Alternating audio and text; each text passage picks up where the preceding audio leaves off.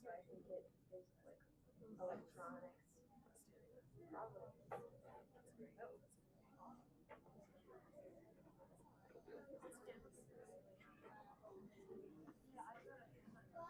I'm actually sweating today.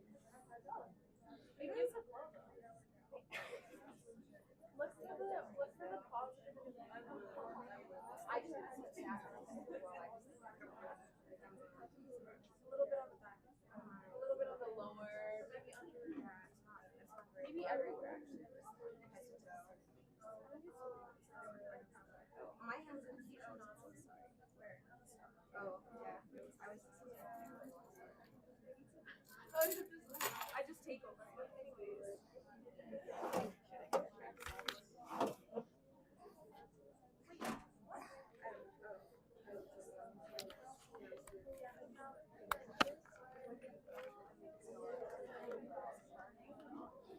Do you know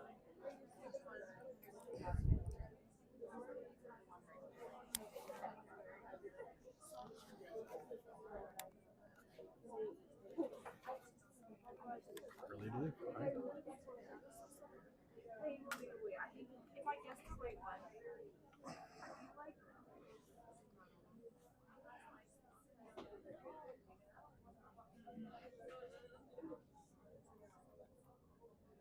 Sure.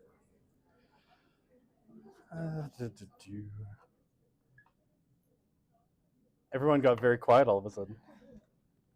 Okay, I don't know if this mic is on. I can't really hear it. Okay, so let us get started here. Oops, I need my pen. Okay, so welcome back.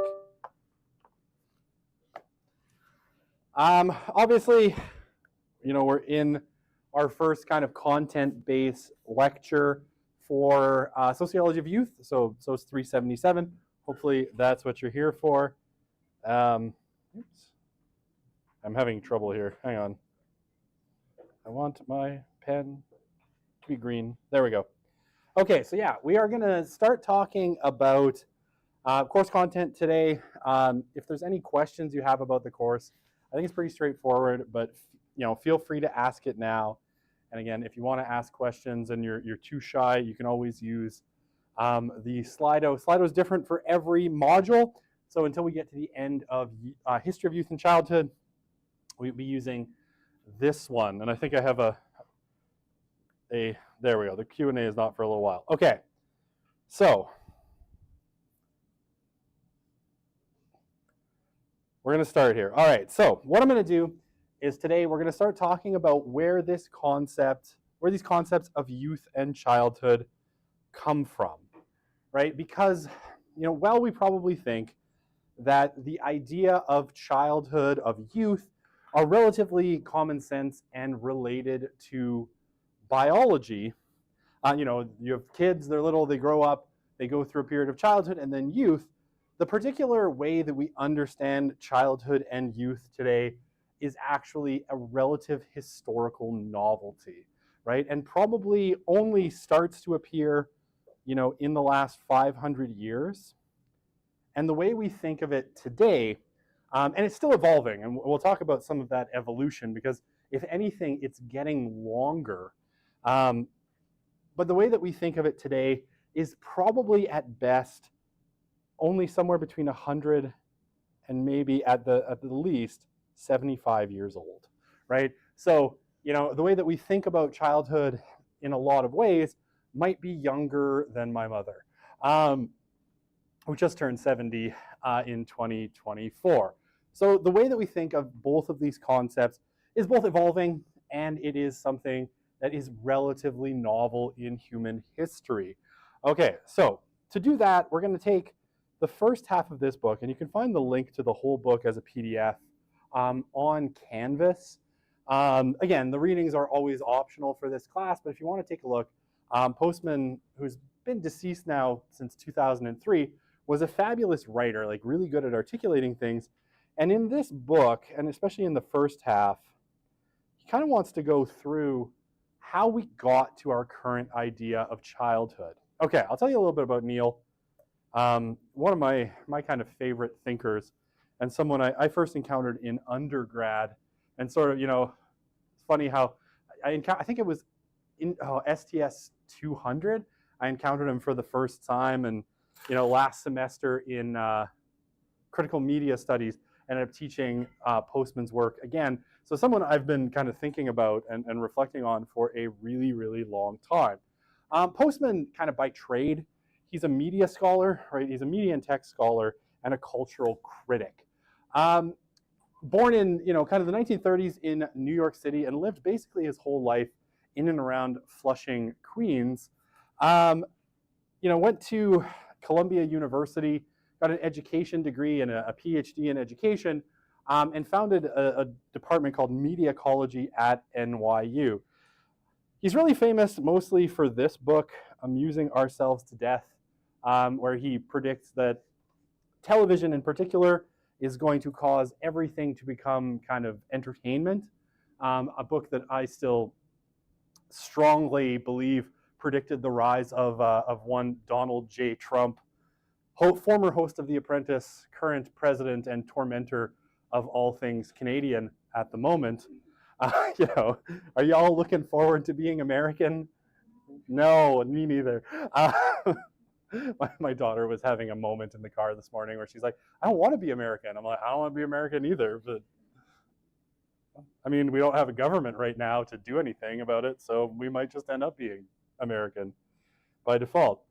Anyway, but we're going to talk about this book, which is also very much a book about technology and about the way that technology, a very specific technology, brought about our notion of childhood. And we'll go through this argument in the next couple classes, and we'll sort of try to get a sense of how this idea of childhood and then how it spills into youth, right? This idea of adolescence, and now, what we might call, some people call it like young adult, but I think more currently and in sociology, we're referring to it as, emerging adults. Don't worry, you haven't emerged yet into adulthood. You're still working on it. Okay, so in this book, right? And it's really interesting. It's published in 1979, so it's old, right? It's getting back there, but it still offers, I think, one of the more compact and interesting kind of histories of youth and childhood that you find in the academic literature. Postman has a pretty broad definition of childhood, right? So very much, he sets it kind of roughly from sort of early school years, around 6 or 7, right, when people enter elementary school, roughly until kind of the cusp of their 18th birthday. So that's a little bit less narrow than what I want, or it's a little bit, I guess, wider on the young side and narrower on the top side than I want to talk about in the course. Because in the course, we'll be talking about youth mostly in terms of 12 to about 29 years old. But there's a significant overlap here, and I think the history is useful for understanding how we got here, and especially how we got to a range that's this wide, right? Because it's a really, really wide range for thinking about youth. Someone being a young person, or a child and a teenager, or not quite having entered adulthood. Okay, so one of the things that we have to kind of shed with Postman is that this is very much a socially constructed notion of youth and childhood. He thinks that our notions of youth and childhood are very much a product of the societies we live in, rather than biological categories. And this can trip some people up, right? Because there obviously are biological components to childhood, right? They're little, and they talk funny, and they're not that smart. And they can't do basic things for themselves, right? And so we've classified some of those biological and developmental things into our notion of childhood. But Postman thinks there's something much greater at stake, and that very much the way we think of childhood goes back to a very fundamental technology. Now, the reason he calls it the disappearance of childhood is he thinks that with the kind of coming of television and then the internet, though he doesn't write about the internet because it was 1979, that some of the conditions that created childhood might fundamentally disappear, and he thinks childhood might disappear. Now, I think that's a contention that hasn't played out as well. because if anything, I think youth and childhood had actually just gotten longer and longer. But we'll talk about that through the course. Okay, so does everyone like my Tears of My Students mug? Which, by the way, was a gift from one of my students who did very well in my courses and I think had no tears.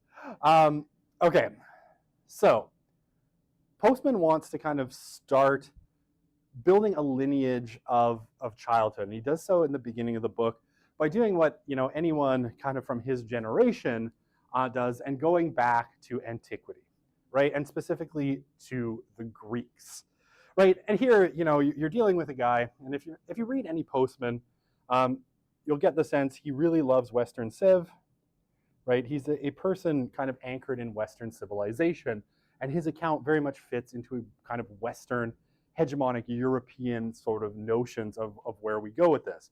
And so he starts with, the culture that is very much at the foundation of Western civilization, which is, Greek antiquity. And what he suggests, and I think, there's not much arguing with this, is that in Greek society, there wouldn't be what we properly would call children in kind of ancient Greece, right? They had much messier notions of what it meant to be young, a child, and where people fit in. But basically, they had a pretty broad notion of infancy, right? Which they would have called pedos, from which you get both the words pediatric and pedophilia, all from that, but basically means, infant.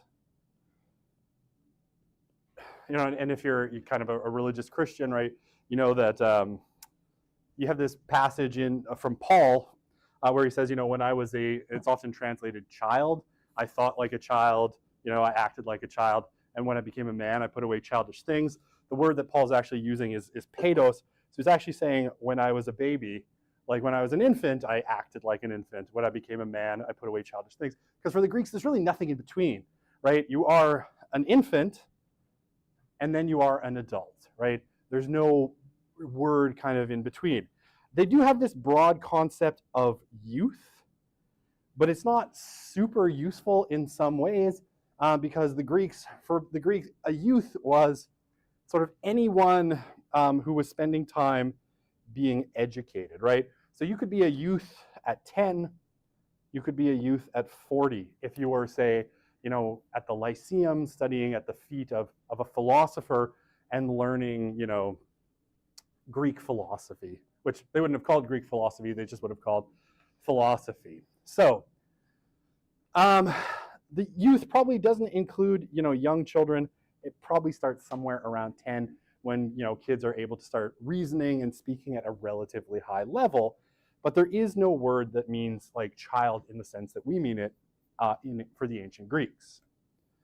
Okay, because we're going to jump centuries here. Postman, though, looks at the Romans and suggests that if we're talking about ancient societies, the Romans probably have the closest view to ours of what a child was. And basically what Postman, my phone is ringing. I don't know that number.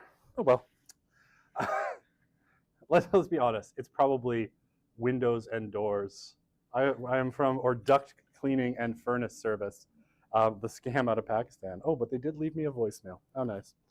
Okay, I'll try not to get distracted by spam calls on my watch all semester. All right, so the Romans have a more defined sense of childhood according to Postman, and he connects this with a sense of shame, right? And basically what he says is the Romans were much more, and you can find this in like the writings of Cicero and some other kind of Roman philosophers, basically, go away, this notion that there are certain things in Roman society that are impolite to speak about in front of children. Now, again, it's a very, to our mind, bizarre definition of children, because a child has to be a citizen, So it has to be someone who is a Roman citizen, right? If you are not a Roman citizen, say you are a slave and you're 7 years old, it's fine to talk about all of these things in front of you, right? But for those children of the Roman kind of elites and citizens, there are certain things that you're not supposed to. And we see this in lots of what are essentially Roman manuals on manners and proper etiquette and behavior. You shouldn't talk about adult affairs, sex, politics, economics, and war in front of children. It's considered impolite, and there's a risk of kind of contaminating that young person. The reason I make this distinction, right, between citizens and slaves is that the Romans wouldn't have considered, slaves particularly valuable in any sense, and they had a large slave caste. So, I mean, theoretically, if you were a Roman, a free Roman male, you could have, said anything or probably done more or less anything with one of your slaves or servants. So it's not a universal thing in the way we think of childhood as being, essentially a universal kind of notion. Okay. So now, I should go back. I'm going to go back one slide. One of the reasons that Postman thinks that the Romans had this particularly refined notion of children is because the Romans, for the ancient world, had a relatively high literacy rate. Right? Now, by modern standards, still like incredibly low. But amongst the kind of citizen class, you would have had probably somewhere between 15, maybe 20% of citizens who were able to read and write. And the reason for this was that the Romans had this massive empire, right? Spanning from, Spain all the way into the Mediterranean, essentially to the borders of modern day Iran, and then down into the kind of across North Africa. Now this required a lot of administration and a lot of decentralized administration at that. So one of the things that the Romans needed a lot of was bureaucrats who were able to read, because you would have, this is obviously the Colosseum, you had the emperor in Rome or wherever the emperor was, sending orders out to the different parts of the empire in written form on papyrus, and you had to have people on the other end that could read and write those orders so you could communicate across the empire and sort of manage this absolutely, by ancient standards, massive empire, basically with scrolls and people on horseback carrying orders across Roman roads. So this meant that you had a lot of people who were being educated at any given time. So you had a lot of children who would have been schooled and educated. And for Postman, when you have education, you tend to find a notion of childhood that children are different kind of emerging, right? And the Roman Empire obviously was around for a long time. So Postman thinks their notion of childhood, well, again, not the same as ours and not universal, was probably about as close as you're going to get in antiquity to our modern notion. Okay, no questions. Perfect. So what happens then? Obviously, and this is, it's funny, because we're living through a period of kind of political dislocation, and everybody starts, talking about the fall of Rome and like we're reliving the collapse of Roman civilization, which is always, I think, slightly amusing from a historical perspective. And here we're going to talk about it again. So what happens in the late 5th century, right, about 476, the western part of the Roman Empire, right, so the Latin-speaking part, basically has been kind of on the decline for a long time. You've had Germanic tribes from, above the Rhine coming. The Roman Empire has been split into the western part and the eastern part, and the more powerful Roman emperor lives in Constantinople, which is modern-day Istanbul. And the western part of the empire basically collapses in 476 when a Visigoth kind of warlord marches into Ravenna, which is then the capital of the Western Roman Empire because it's moved from Rome, and tells the last Western Roman Emperor, Romulus, that he's out of a job and he'd better find himself another occupation. And from there, essentially the whole Roman system breaks down. A bunch of these big administrative Roman centers, right, Rome itself, but a lot of the big cities that the Romans had established basically to garrison their armies, fall apart. Europe breaks into these small kind of feudal kingdoms, essentially ruled by a bunch of warlords who elevate themselves to the rank of king. And, the West sort of goes from a centrally administered to a very decentralized part of the world for about 1,000 years. And this is called, right, obviously, the Middle Ages, medieval Europe. Some people used to refer to it as the Dark Ages, and Postman still does in the book, although that particular parlance has fallen out of favor amongst historians. So there's still lots going on in the Middle Ages in terms of learning. It just happens to be at a very, very elite level. And Europe kind of goes into the Middle Ages way behind the rest of the world. It'll end up coming out like technologically quite a bit ahead of a lot of other parts of the world. But it is a rough sort of time for Europeans, and the order of society changes. There's no big empire to administer, so you don't really need a big literate cast, right? A big literate cast of bureaucrats. The other thing that happens is that the central institution of life in medieval Europe goes from being the Roman Empire to the Roman Catholic Church, right?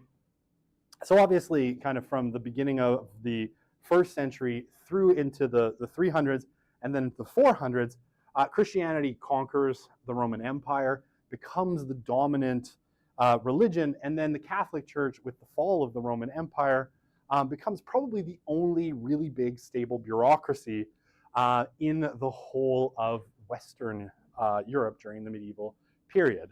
And they don't need that many literate people, and so you end up basically with knowledge and literacy becoming the purview of a very small class: priests,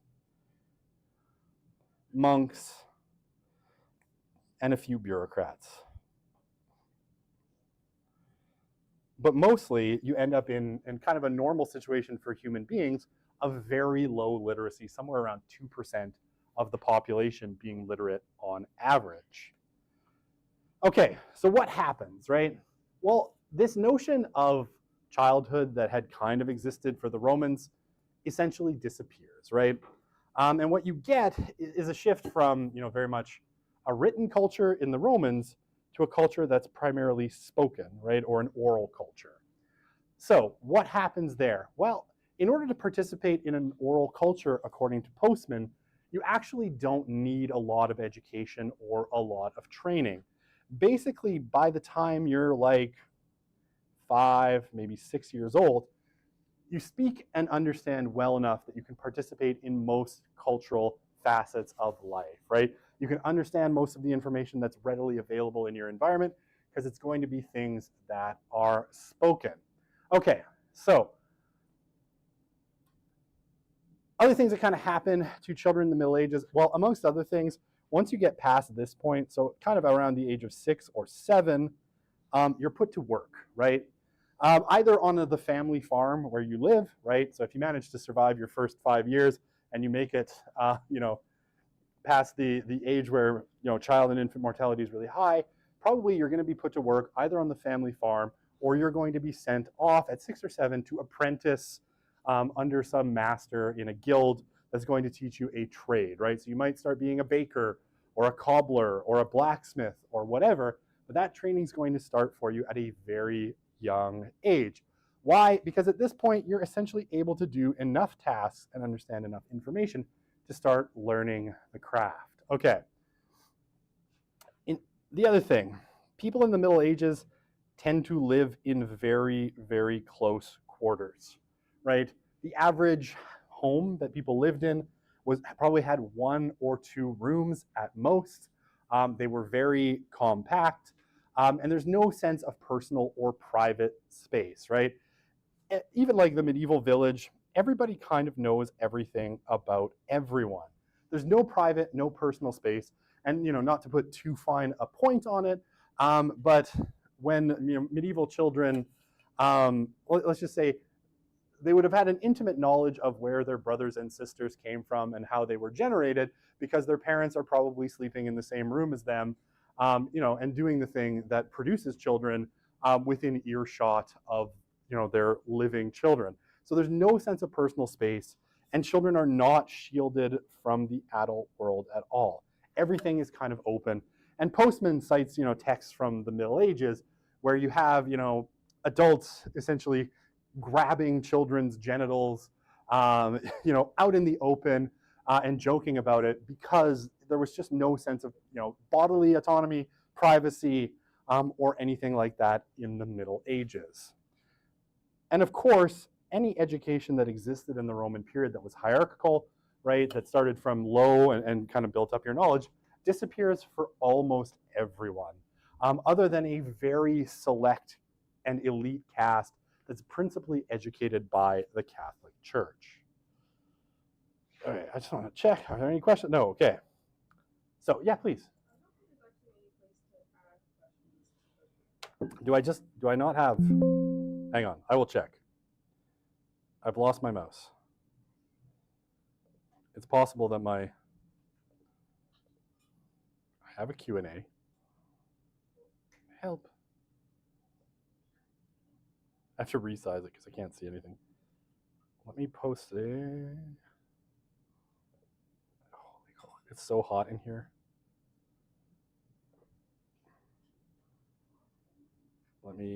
I can't see what I'm doing. Hang on. Could I close this and reopen it? Will it re-render? It wasn't. I hate you. Sometimes these things don't render properly. You can?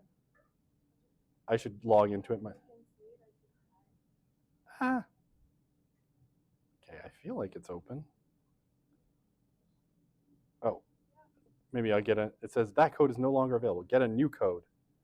Okay, I've gotten a new code. I will create a new code. Oh, yeah. I guess I should have checked that. I assume these things are going to work from term to term. All right. You're right. There was no place to add questions because the code wasn't working.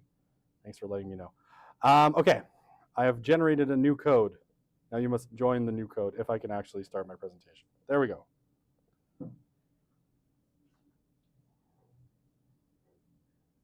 I've broken it, and okay, here we go. Oy.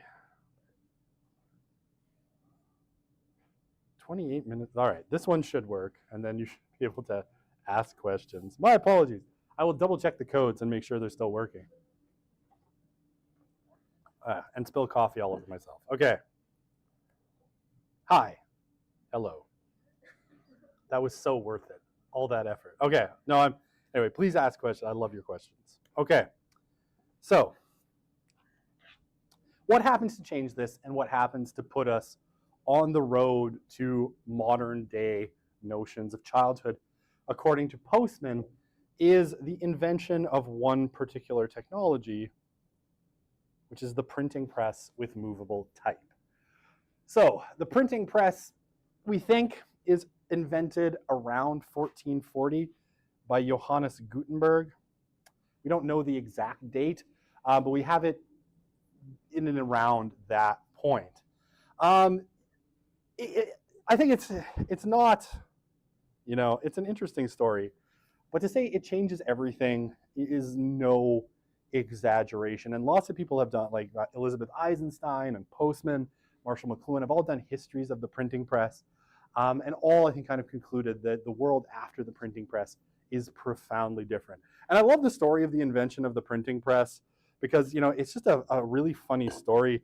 And half of it is, brilliance, and half of it is profound stupidity that leads to it being adopted the way it is. So Gutenberg, as the story goes, was kind of a tinkerer. He's a goldsmith, so he knew how to work with metal. But he's an innovator, a guy who wanted to make a lot of money in Europe's kind of proto-capitalist economy in the 15th century. So he comes up with this idea. He knows that one thing that's really, really valuable are Bibles, right? Bibles are super valuable because they are super hard to produce, because prior to the invention of the printing press, they have to be copied by hand. And if you've ever seen a Bible, you can imagine how long it would take you to copy a Bible by hand, right? It takes a really long time. Plus, medieval Europe, they like to illuminate their manuscripts. So it's not just writing down the words, there's a lot of art that goes into it as well. They're beautiful, illuminated manuscripts are beautiful. And so he's like, well, what if I could produce a whole bunch of these? Lots of people want Bibles. So what if I could produce a whole bunch of this? And he basically goes about, with his metalworking skills, making shapes of the letters, right? And making it so that he can reorganize them, right? So movable type. And he produces a few Bibles. And his idea is he's going to go to a religious fair in a town a little while, or a German city, and sell these Bibles. It's one of these plans, make Bibles blank profit. And so he plans to go to this religious fair. So he borrows a whole crap ton of money, because lead that he uses to make the type is quite expensive, produces a whole and parchment to print it on is expensive, and ink, produces a whole bunch of Bibles, shows up to the city where he thought this religious fair was going to be, only to discover that he got the year wrong. So the fair had actually taken place in the previous year. So he packs up his stuff, comes home, having sold precisely 0 Bibles, and owing his creditors a whole crap ton of money. And they do what creditors do, is they take all your stuff, right? They come, if you don't pay your car loan, they will come and take your car. If you don't pay your mortgage, they will come and take your house. In this case, he owed them a bunch of money, so they came and they took everything, including the Bibles and the printing press. Now, Gutenberg essentially dies in poverty and obscurity, despite being the person credited with inventing the printing press. But his creditors figure out very quickly that this is an incredibly powerful and incredibly valuable technology. And very quickly, the technology spreads, and there's printing presses in every European country a few decades later. Now, a couple of things that make Europe particularly primed for printing. So, there's been a sort of rediscovery in Europe of a lot of the classical works in this period, right? So, a lot of the works of say, Aristotle, Socrates, Plato, I'm forgetting the Greek playwrights, a lot of the Roman thinkers as well, had sort of been somewhat lost since the end of antiquity. There weren't a lot of copies of them kicking around in the West. So people are really interested. They know about these texts because people have been talking about them. They hear about them also from people both in the Byzantine Empire, the Eastern Roman Empire that spoke Greek, which is still around, and well, it was still around then. It's not still around today. And from people who have read them in Arabic, where kind of Muslims have been preserving a lot of these works for centuries. And people want to read these works. Now, supplies of them become available basically either through a couple of sources. There's a bunch of Greek monks and priests that flee the Byzantine Empire following the sack of Constantinople by the Ottoman Empire in 1453. So they bring a lot of copies of all of these books back into the West. A lot of them are retranslated from Arabic, and then a bunch of them are found kind of hanging out in Catholic monasteries where they've been preserved since antiquity by monks. So all of these things kind of come into back into availability, and suddenly there's something that people want to read. And because this is very much a proto-capitalist society, where there's a product that somebody wants, there is somebody who wants to produce it and make profit, right? And all of this is driven by the desire for profit. The other thing that happens is, again, a kind of happy historical accident.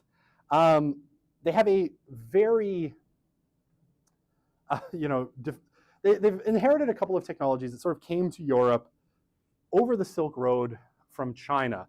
And one is technologies to make paper, and paper made typically out of linens, right? So a lot of people think that one of the things that happens here is there's an overabundance of linen in European society, owing to the fact that a lot of people died as a result of the bubonic plague, leaving a lot of extra cloth kicking around that people could then repulp and turn into books. So basically, there's the ability to make paper, they have the technology, and they have the technology to make ink, right? And inks of all sorts in large quantities, which again kind of came to them over the Silk Road from China.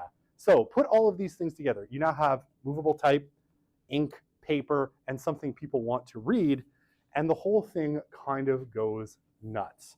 The technology gets adopted really, really quickly. Okay, now why does this matter to our notion of childhood?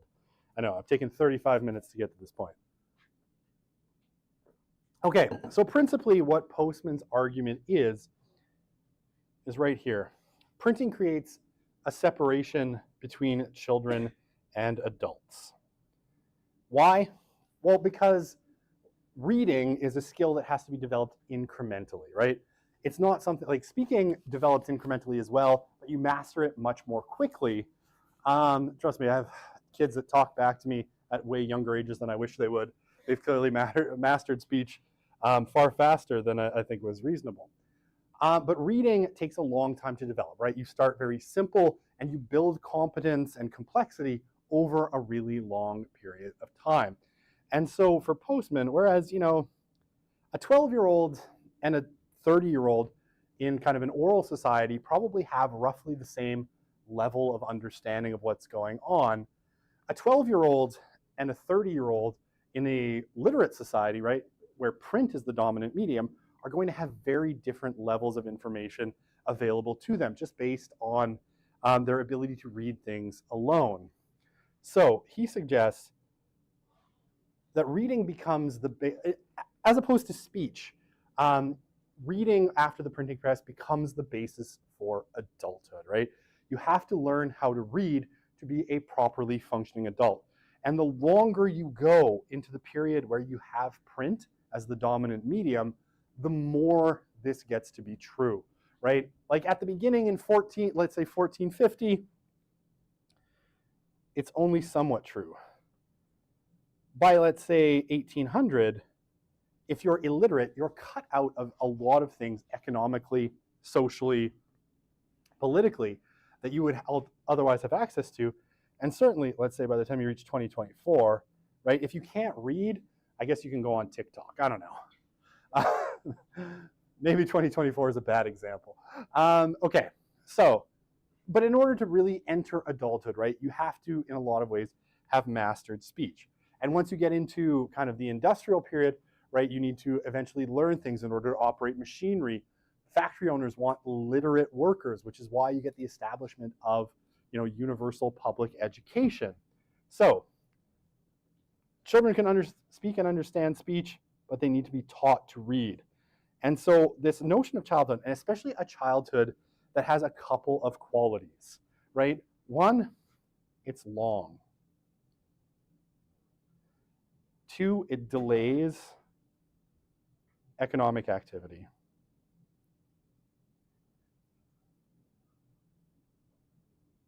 And the third one, it prizes a notion of innocence.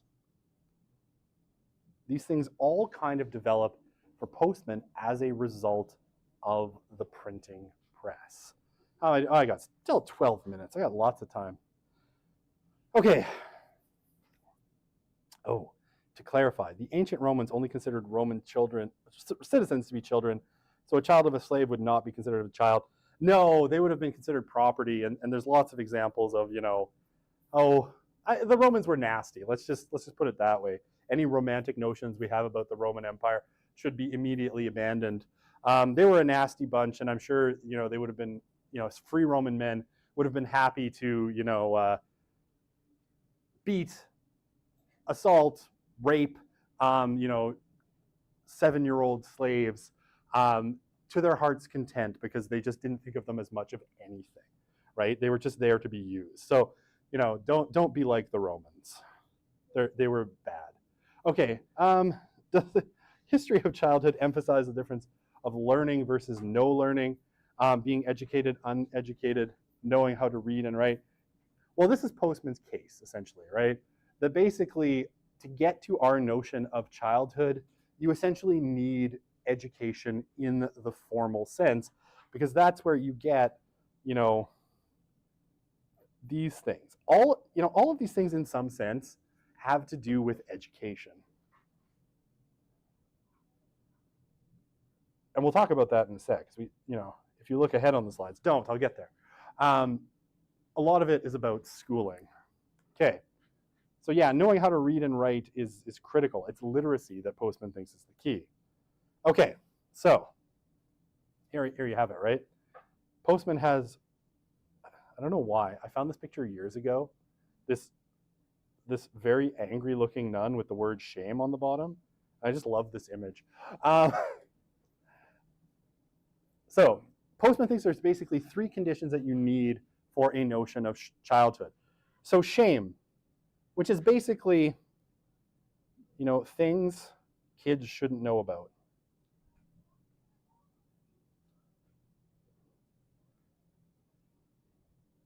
And if they find out, it's shameful for whoever told them, right? And we still have this with us, right? Like, nobody wants 7-year-olds watching Pornhub, right? Because we think that would be shameful to expose children to that kind of information, right? Even though we don't do much to stop that from happening in a lot of cases, right? It's still considered shameful to let kids know about certain things, right? Okay, so shame is important, right? There has to be information that is controlled by adults, that is doled out to children at a time that we deem appropriate for them, right? That's why we have children's literature and children's television and children's entertainment, because we have this notion that there are certain things that are appropriate for children that aren't, and certain things that aren't, right? So we class things, right, into those things that are appropriate and not. I guess, I'm thinking Disney movies now, and then I realize how horrifying a lot of Disney movies actually are. I guess it's not shameful to let children know that their dad might be murdered by their uncle, if you're a lion, right? The Lion King, that your uncle really has it on for your mom. I don't know, or that all mothers die, because there's no mothers in Disney movies except for Bambi, where she gets shot in the head. Aside from that, there's no shame. What am I talking about anymore? I don't know. I think I have heat delirium. So we have this kind of notion that there are certain things that are appropriate, right? You don't want your 11-year-old watching Breaking Bad, I hope. I remember one of my friends, I wouldn't classify him in the good parent category, because when his son was 5 years old, I remember one of his friends had come over with her son that was about the same age, and my friend's son was playing Grand Theft Auto. He was 5, and this other friend was like, "I'm sorry, what are you letting him play?" And he's like, "Oh, don't worry, he's good at it." And there was like this look of horror on her face, like, what's in Grand Theft Auto, and you know what you can do. He didn't seem to care, right? But there was this sense in her that, I don't know, running over police officers and whatever else is in Grand Theft Auto was something kind of shameful for kids to be engaged in. That's kind of what Postman's talking about.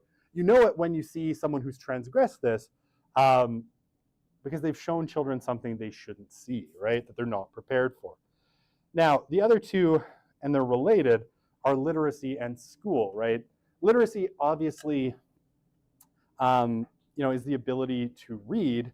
And Postman thinks that it's in doling out information slowly over time at different levels of complexity that we're able to control the flow of information to children and introduce appropriate material when they are ready, right?